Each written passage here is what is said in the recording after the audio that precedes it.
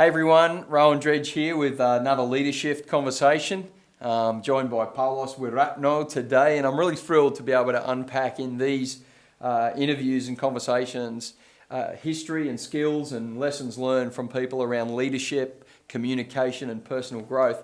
And I'm especially excited to have Paulos with us today. He's been a friend of mine for over 13 years. He's based in Indonesia and doing some really significant things. So, hey Paulos, great to have you with us. Tell us a bit about your history and how you got involved in ministry and your current things that you're focusing on at the moment. Thank you for having me. I was born 46 years ago. Actually, I was born in a family which is not Christians, but by the grace of God, when I was in high school, I met Jesus. And I think after I graduated from high school, that's the beginning that I understand the calling of the Lord. And in fact, when I was in the Bible school, I began to sense that God will put me in the leadership role in my ministry. And that time, I was asked to lead like a vocal, we call it a singing groups, to do ministry visiting churches. So I began to understand that time kind of a leadership skill that God. So you've had a singing ministry. Oh yeah, I can say. I will not sing here. I'm gonna just mental note, if Paulos ever preaches in your church, get him to sing as well. So, yeah. Yeah, and then when I graduated from Bible school, that's the beginning. Really, I start doing a church planting and how my leadership skill growing through that first church planting. Now, I met you when you were a Bible college lecturer. And at the same time, obviously your relationship with my pastor Mike and Rod Plummer, and you really changed directions and went into developing the Disciple Maker ministry. Tell us a bit about the birth of that ministry. What did God do in your heart, and how did you get it started? I think a sense of urgency at that time when I saw the church being persecuted, a lot of church being burned at the time, I felt the call to start training young people to go and take the villages for the gospel, because waiting for 4 years in the Bible school is too long. And I sensed Lord gave me a time to train young people, take the villages, and go start church planting. That's the beginning. And it was motivated by the 1 year course, wasn't it? Yes. Well, it's more 9 months now, Yes. I think. Yeah. Yes. So it wasn't about saying that theological education's unimportant. It's saying if we want to do ministry urgently in the villages, we need to get church planters out there quicker. Yes, Yeah. yes, you're right. Actually, I was asked by denominations to teach in the main Bible school. It's supposed to be the source of all the workers, but somehow bit disappointed because not everybody will go and do church planting. Instead, they will go back to their old church and just doing something inside the church. So that's one of the things that really motivated me, and that's the beginning. And just God opened the door. And one of the joys that I met your pastors, Mike Murphy and then Rod Plummer, they're the one who I think they saw the potential in my life.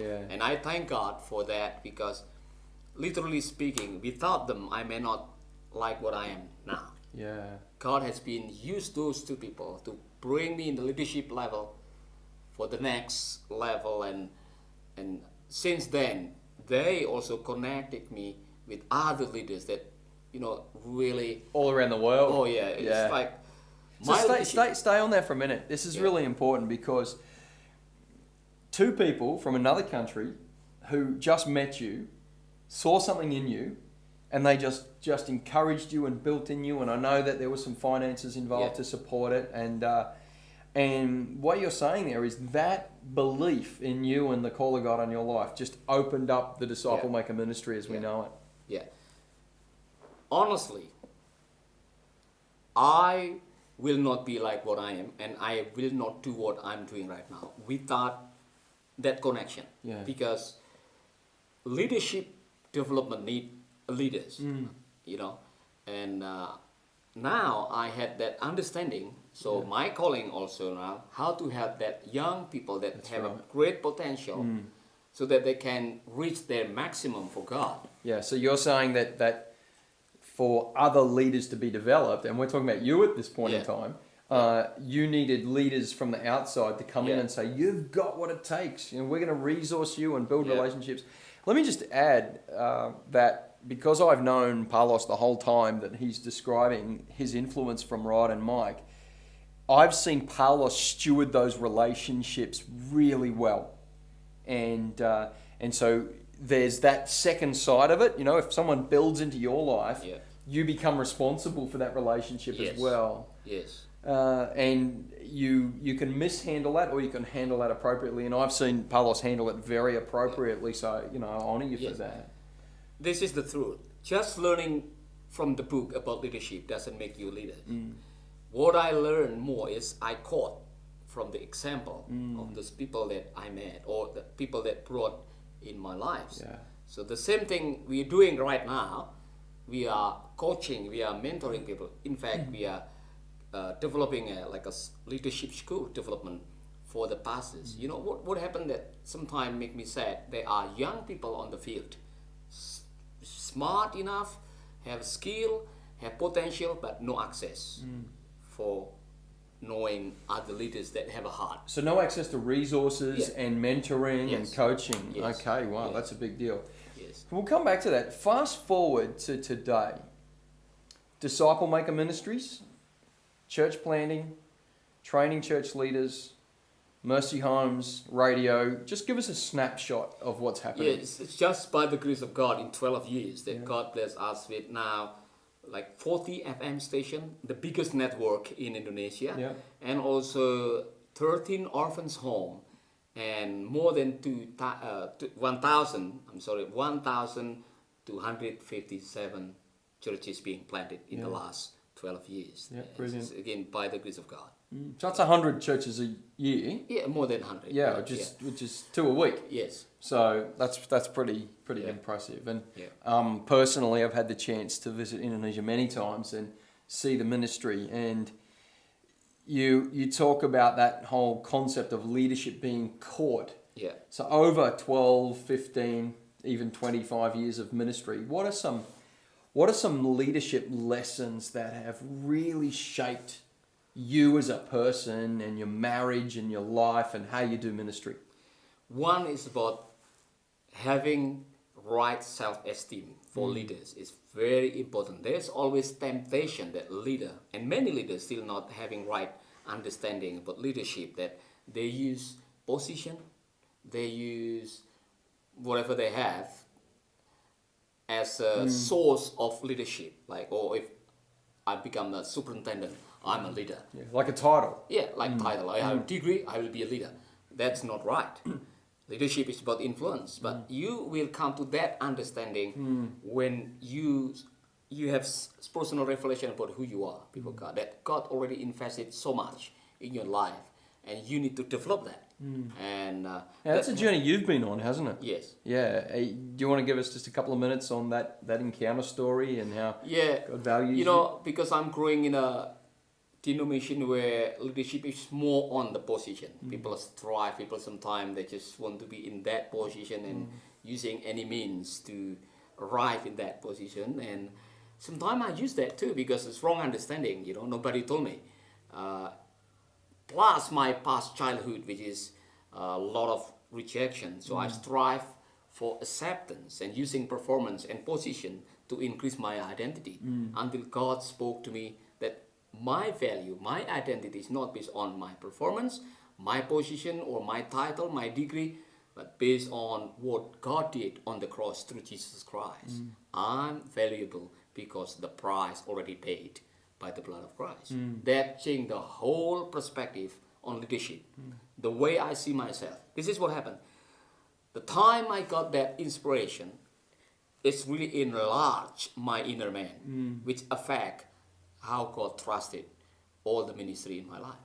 So I believe when you're growing inside, personally, the ministry or the capacity that you will influence to the people will also be growing. It seems to be a really dangerously overlooked principle because I've got a car Yeah. and I put fuel in it Yeah. and I get it serviced and from time to time I keep it clean and I wouldn't never ignore it. And yet, as a person, sometimes you can overlook the disciplines of health and Yeah. personal growth and spirituality and your own mentoring and Yeah. all those things. And you can't run on empty forever, can you? Yeah. Yeah. That's what I've seen in Indonesia. I think from the experience and quiet survey, Yeah. personal survey that I'm doing, more than 70% of leaders, they are stagnant, not growing. Not because they are bad, no. They have potential, they have a gift, just not growing inside because nobody cares about them. Sometimes the organization just bless them, go and we bless you, hallelujah, that's all. If So they just send them without any Yeah. support and or anything like that. If Okay. someone come like Mike, like you or Rod just come, just ask questions. How you doing, brother? That question means so much. We did that in Yogyakarta. We sit down with a couple of pastors and privately we just ask question. How is your marriage? There's one pastor that just being asked, all of a sudden cry. For 11 years in my pastoring, nobody asked that question. So how important is relationship, developing people, coaching their life? Yeah. So in the church world, the language is, even though we're leaders, we still need to be discipled. Oh yes. Yeah. Oh yeah. I think Yeah. this is the law. If you're not growing, your ministry is not growing. Yeah. It's very important. Yeah. Wow. Yeah. Yeah. So the inside life of a leader, and also your identity. Yes. So it's very important. So I just want to stretch that a little bit because I think this is important. What would you say to a leader that is becoming aware of things inside them that they know they need to address? What should they do next? What practical steps would you say? I came to you and I said, Yeah. Paulos, I've been in leadership for a couple of years and I'm feeling a bit insecure, and this wouldn't happen to me, of course. Yeah. Yeah, of course, yeah. I believe in you, brother. Yeah, well, it's a bit more relevant than you think. What do I do next? You know, do I go to a counselor? Do I go to a trusted friend? Do I talk to my wife? Like, what would you suggest? You know, number one, it will. I really praise God if you already realize something happening in my So life the that I'm not awareness, happy. The yeah. awareness that I want to grow, but I have a challenge. My suggestion, number one, is find somebody, leader around your community or in your organization that really you admire, and come to them and say, "Will you help me, fathering me, or just be a coach for my leadership?" Yeah. I think that's very important. So awareness, number one. Find someone that you trust and can speak into your life. Go to leadership conference or read leadership materials or just watch this podcast. You know, that's a good example of you want to learn, you want to grow. That's the desire of growing in leadership is very important. So that humility factor is really important. Yeah. Yeah. You got to be vulnerable with people. They've got to know that you're got a few fears on the inside or some challenges. And, Yeah, that's a challenge for many people because some leaders may say no because I'm leader. They assume they know everything, and until they have a problem, you know, sometimes. But I realize that just being open to yourself and being honest about your leadership skill and just learn. I'm still learning. Yeah. You know, I'm learning English because God opened the door for me to speak in the churches where they use English. Yeah. But I use learning English. You know, I'm still learning.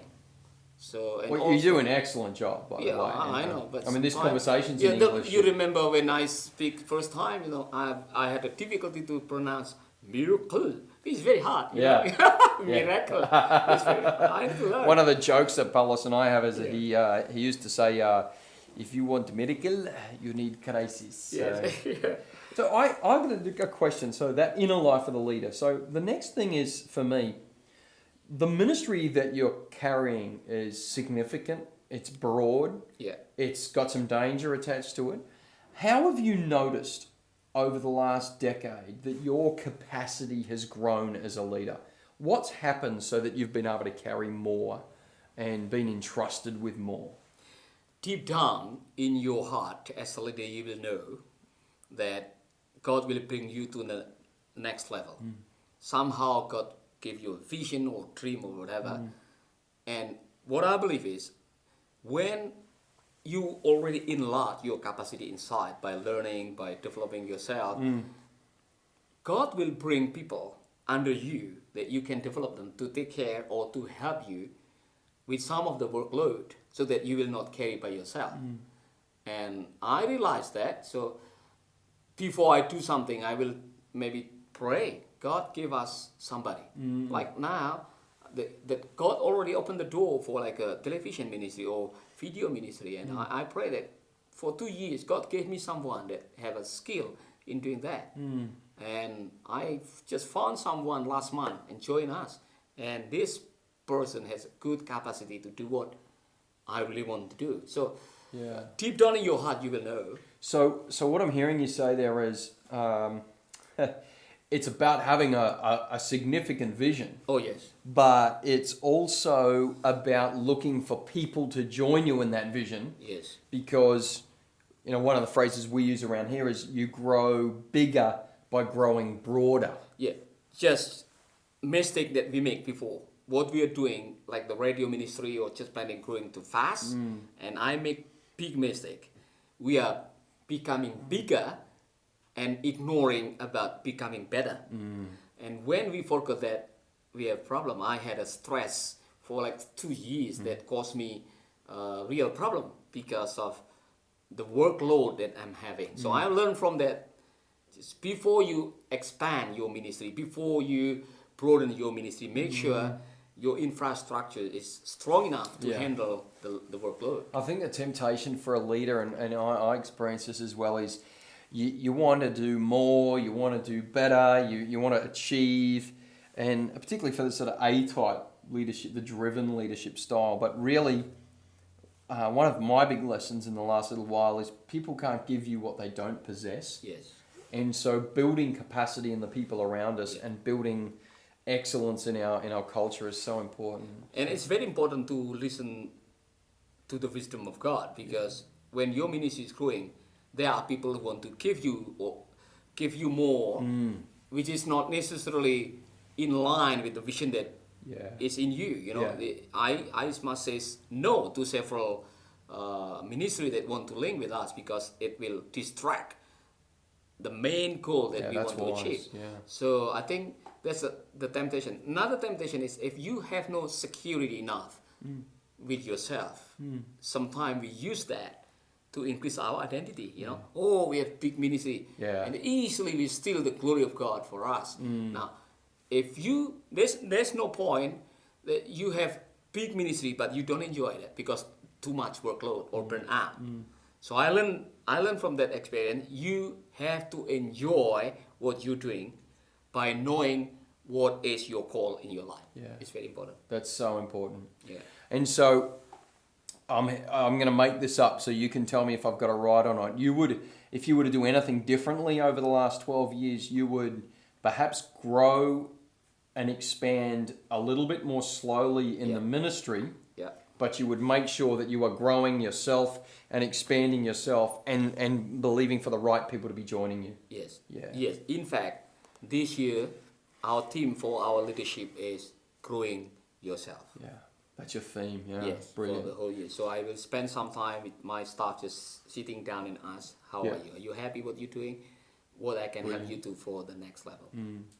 Because so tips for young players, we say here in Australia, next generation leaders. You used to be one. I used to be one. You know what would you be passing on to the generation that's coming up that wants to do leadership in life well? What would you say to them if you were sitting in a room at a cafe? What would you pass on? Number one is remember that God already deposited very, very good gift in your life, and you need to guard that and develop that. Don't hide that.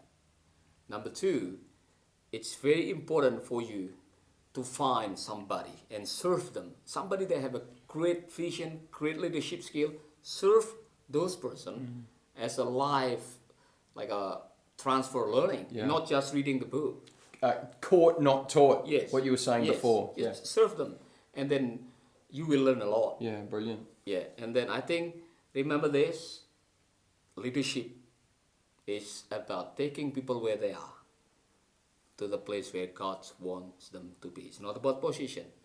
It's not about bringing yourself to become a peak or become a hero or become whatever, what you call it, the star. It's about helping those people that follow you to reach the maximum potential for God. And they're the most grateful too, aren't they, when you've been involved in someone's life Yes. and God has changed their life for the better. Yes. Like you just described Rod and Michael. Yes. That you're so grateful to those Yeah, people. I learned something simple, you know. If you want something in your life, help somebody to get what they want. Yeah, Zig Ziglar. Important. Fantastic. Thank you. Well, I want to say thanks so much for joining us on this leadership conversation. My friend, Paulos, we do ministry together, and it's just a really, really, really big privilege to have him having this conversation with us. So thanks, Paulos. Thanks, everybody. We'll see you next time on Leadership. Bye-bye. You're welcome. God bless you.